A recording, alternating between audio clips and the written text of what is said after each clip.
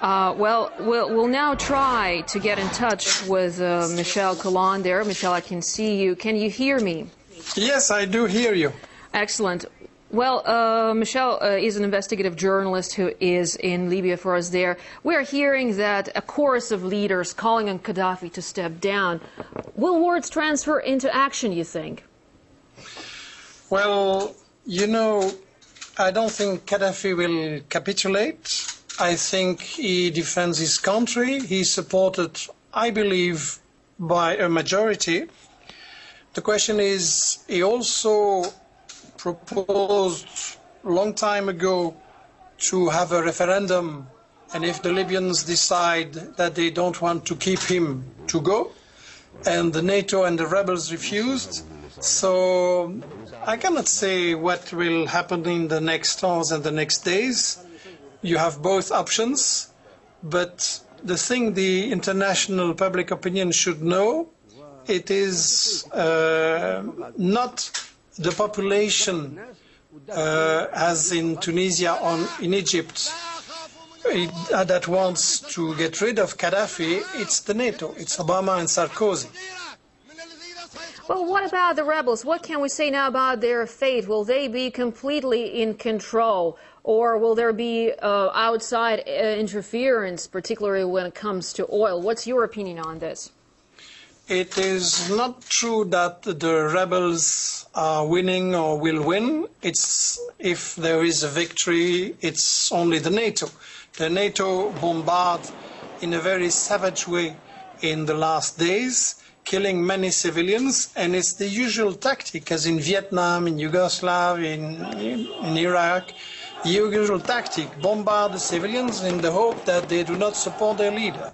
But many observators are saying that actually when the NATO started its aggression, more people in Libya support Gaddafi than before. Even many opponents supported him. So I think the key question is indeed oil. It is well known that it is a war for oil, that the so-called opposition government has promised to give the oil to France, Great Britain and the United States. Actually, this government does not exist. It's a puppet government. And of course, it's about oil. It's always about oil. Well, people are already drawing parallels to Egypt and the celebrations witnessed in Tahrir Square. Are Libyans going to see the same disillusion that Egyptians see now? Well, indeed, in Egypt and in Tunisia, the promises of the West of changing the regime are now, people are very disillusioned about that. But I would rather compare with Iraq. Remember the promises. The United States and company would liberate the Iraqi people. They have killed 1 million. They would install a democracy. It is a corrupted regime. They would install peace. It's a civil war. And they would install comfort for the Iraqi people, while actually the Iraqis have lost everything: education, health, comfort, security. So indeed, the situation of Libya should be compared with Iraq. Well, finally, the UN-mandated military operation is due to end next month. So is there a coincidence that we see this breakthrough now? What do you think? Yes, for sure, because you had many disagreements inside the alliance. The Norwegians wanted to get rid of this war, Italians also. There were many criticisms in France. There were investigation missions from French criticizing the policy of Sarkozy. And yes, I think the NATO may get a victory. I still don't know, but they are in deep crisis. They consider themselves as the cup of the world, and after Iraq, after Yugoslavia, Afghanistan, Libya, who are they going to attack? Is it Syria? Is it Venezuela? Is it one day Russia or China? Nobody is protected against NATO.